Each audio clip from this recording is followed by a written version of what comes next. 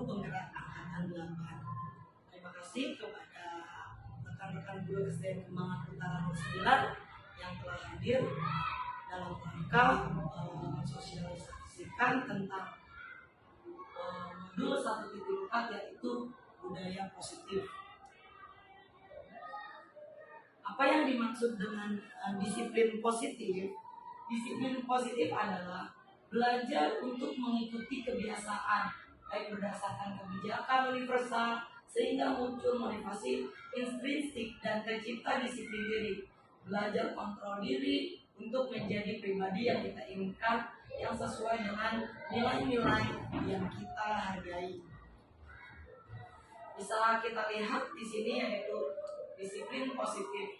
Teori kontrol atau teori pilihan dari Dr. William Glasser. Yang pertama, Anda tidak bisa mengontrol orang lain, hanya Anda yang bisa mengontrolnya.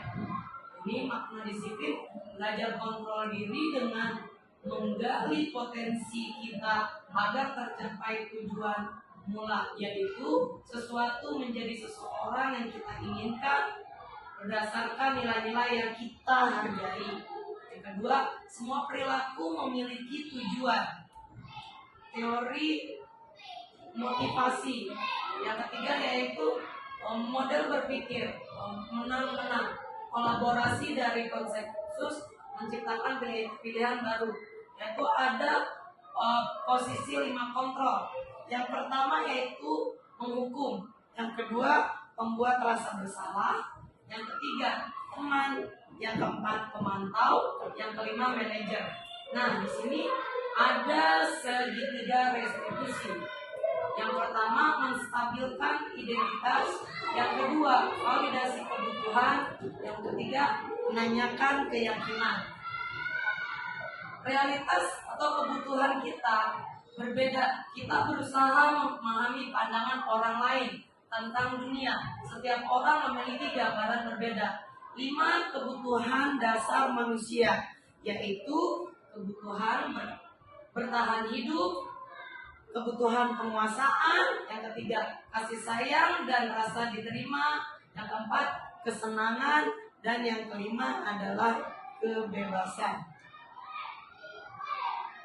Nah, dari kemudian kita melihat yaitu profil pelajar Pancasila. Yang pertama kita terapkan yaitu beriman dan bertakwa kepada Tuhan Yang Maha Esa dan berakhlak mulia. Nah, di sini para peserta didik kita tanamkan iman dan takwa.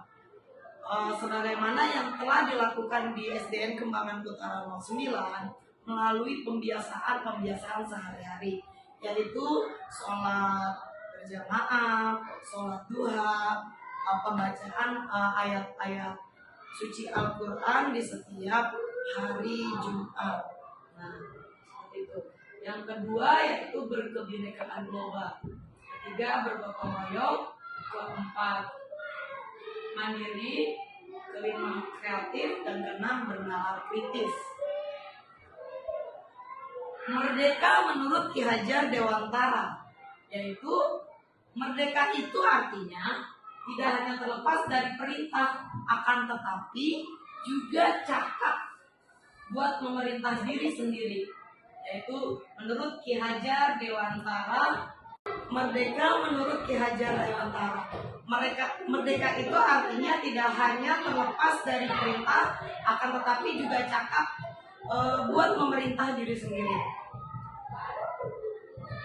Penghargaan efektif jika kita menginginkan seseorang melakukan sesuatu yang kita inginkan dalam jangka waktu pendek.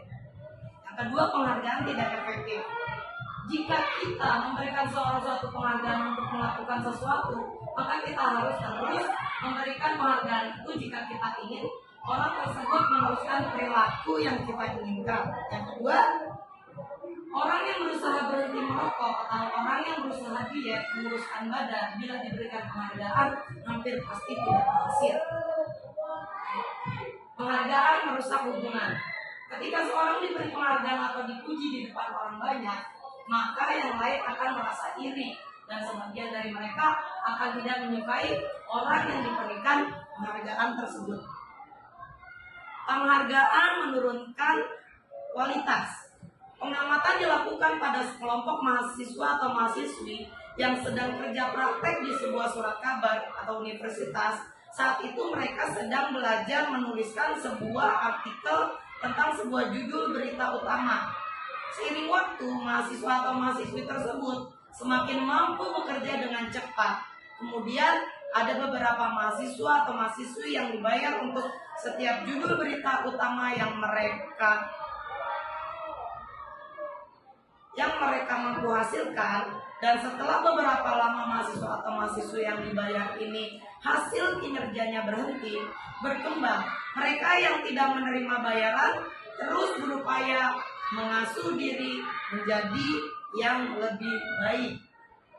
Jadi ketika seseorang bekerja kemudian diberikan penghargaan, maka kinerjanya akan menurun. Tetapi ketika seseorang bekerja dengan tulus dan ikhlas sesuai dengan kompetensi yang dimilikinya, maka dia akan terus mengembangkan kompetensi atau kemampuannya.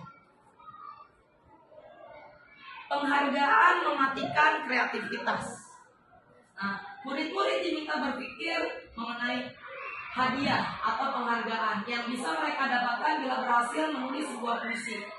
Kreativitas kelompok murid-murid ini menjadi berkurang dibandingkan dengan yang tidak diberitahukan tentang hadiah yang bisa mereka terima.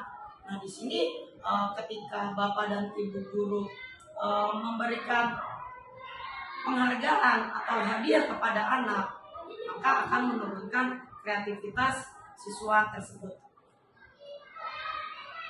Penghargaan menghukum. Penghargaan menghukum mereka yang tidak mendapatkan penghargaan. Misalnya dalam sistem ranking, mereka yang mendapatkan ranking kedua akan merasa paling dihukum. Bentuk atau program kebajikan. Dalam memberikan apresiasi atau pengakuan perlu diingat beberapa hal. Yang pertama, beri pengakuan secara khusus. Yang kedua, beri pengakuan secara pribadi. Yang ketiga, beri pengakuan kepada semua murid atau secara bergantian. Yang keempat, beri penguatan secara konsisten. Yang kelima, fokus pada proses. Motivasi dari dalam diri atau intrinsik. Saat seorang anak belajar untuk pertama kali menggabungkan huruf-huruf dan kata, serta menyadari bahwa ia dapat membaca, timbul pijar di matanya dan sebuah senyuman di wajahnya. Anak tersebut begitu gembira bahwa ia telah mempelajari dan menguasai suatu keterampilan baru. Kesadaran akan kemampuannya bahwa dia sudah dapat membaca sesungguhnya sudah merupakan sebuah penghargaan. Jadi, bila anak mencapai sesuatu kesuksesan atau keberhasilan yang berada dari dalam diri anak itu sendiri, maka itu akan lebih berharga. Tindakan guru. Nah, di sini ada tindakan guru, hukuman atau konsekuensi. Jadi ketika anak ada yang melakukan kesalahan, nah di sini kita lihat hukuman atau konsekuensi.